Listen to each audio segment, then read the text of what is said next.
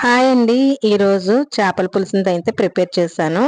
మా అమ్మమ్మ మా చిన్నప్పుడు ఈ విధంగానే చేపల పులుసు ప్రిపేర్ చేసి మా అందరికి కూడా పెట్టేది. చాలా టేస్టీగా ఉండేది. అది ఈరోజు నేను కూడా తయారు చేసి మీ అందరికీ కూడా ఏ విధంగా ఉందో చెప్పాలని అనుకుంటున్నాను. అందుకే చేపల పులుసు ప్రిపరేషన్ ఎలా ఉందో ఈ వీడియోలో అయితే పూర్తిగా చూపించేస్తాను, చూసేయండి. ముందుగా ఇలాంటి ఒక మట్టి పాత్ర అయితే తీసుకున్నాను.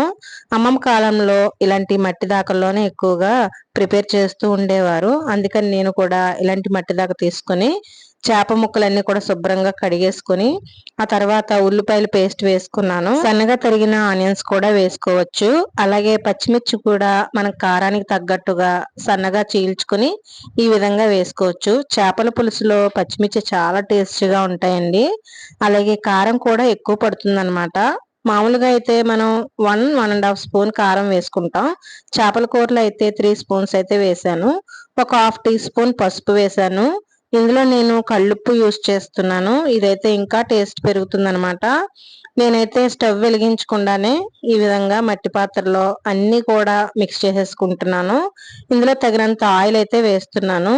మామూలుగా అయితే మనం ఎక్కువ ఆయిల్ ప్రిపేర్ చేసుకుని వేసుకుంటాం నాన్ వెజ్ కర్రీస్ లో. కానీ ఈ చేపల పులుసులో 1.5 స్పూన్ మాత్రమే ఆయిల్ వేసాను. మా అమ్మమ్మ అయితే 1 స్పూన్ మాత్రమే వేసేది. అయినా సరే చాలా టేస్టీగా ఉండేది. మరి మట్టి దాకలో వండడం వలన ఏమో తెలీదు. అలాగే ఈ పులుసుకు కావాల్సినటువంటి చింతపండును కూడా ముందే నానబెట్టుకుని ఆ చింత పులుపునంతా కూడా ఇందులో వేసుకుని ఈ విధంగా చేత్తో బాగా మిక్స్ చేసుకోవాలి.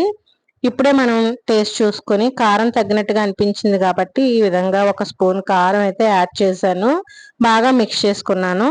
మిక్స్ చేసుకొని ఈ విధంగా అంత బాగా సరిపోయింది అన్నట్లుగా పెట్టుకొని ఈ విధంగా మూతతో అయితే క్లోజ్ చేసేసుకొని మీడియంలో పెట్టుకొని ఒక హాఫ్ అన్ అవర్ అయితే కుక్ చేసుకోవాలి.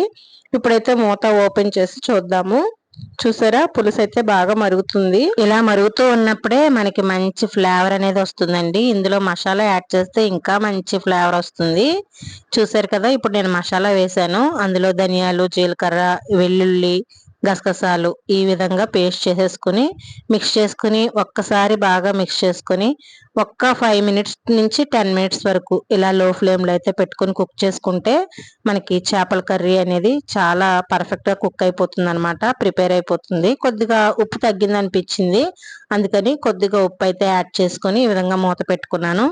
ఇక 10 మినిట్స్ తర్వాత చూస్తే ఈ విధంగా పులుసు అయితే బాగా మరిగిపోయి ఉందన్నమాట. చూసారు కదండి, ఈ ఇదా ఉడుకుతూ ఉన్నప్పుడే ఇల్లంతా కూడా మంచి సువాసనతో ఉంటుందన్నమాట. ఇంకా కర్రీ అయితే ప్రిపేర్ అయిపోయింది కాబట్టి లాస్ట్ గా ఫైనల్ గా కొత్తిమీర అయితే ఈ విధంగా వేసేసుకున్నాను. చూసారు కదండి, చాలా చాలా టేస్టీగా ఉంటుంది. చూస్తే నోరు ఊరిపోతుంది అనమాట. అన్ని అయితే కరెక్ట్ గా సరిపోయినాయి. చేపల పులుసు ఇలాగే ఉండాలి అన్న విధంగా ఉంది. ఇదైతే నేను నైట్ టైం కుక్ చేశాను. నైట్ అంతా కూడా ఇలా వదిలేసుకుని మార్నింగ్ తింటే చాలా బాగుంటుంది. కానీ వేడివేడి అన్నంలో వేడివేడి చేపల పులుసు వేసుకుని తింటే సూపర్ ఉంటుంది అనమాట. మనం ఎంత బాగా కుక్ చేసినా, చేతితో బాగా మిక్స్ చేసినా సరే చేపలు ఎక్కడ కూడా విడిపోకుండా చాలా బాగా పర్ఫెక్ట్ గా వచ్చింది చేపల పులుసు అయితే. ఇప్పుడైతే నేను వేడి వేడి అన్నం పెట్టుకొని ఒక ఫ్రై కూడా పెట్టుకున్నాను అనమాట. కొన్ని ముక్కలేమో ఫ్రై చేసుకున్నాను, కొన్ని ముక్కలేమో పులుసులో వేసుకొని చేసుకున్నాను. ఇలా వేడివేడి అన్నంలో వేడివేడి చేపల పులుసు వేసుకొని తింటే చాలా టేస్టీగా ఉంటుంది. మీ అందరికీ పద్ధతి నచ్చిందని అనుకుంటున్నాను. మామూలుగా అయితే మనకి చేపల పులుసు ఒక హాఫ్ అన్ అవర్ అయితే పడుతుంది. కానీ ఈ విధంగా మిక్స్ చేసి వేసుకోవడం వలన ఇంకా 15 మినిట్స్ లో ఈ చేపల కర్రీ అయితే ప్రిపేర్ అయిపోయింది. అలాగే నార్మల్ కర్రీ కన్నా కూడా ఈ విధంగా చాలా టేస్టీగా ఉంది. మీ అందరికీ ఈ వీడియో నచ్చితే తప్పకుండా లైక్ చేయండి.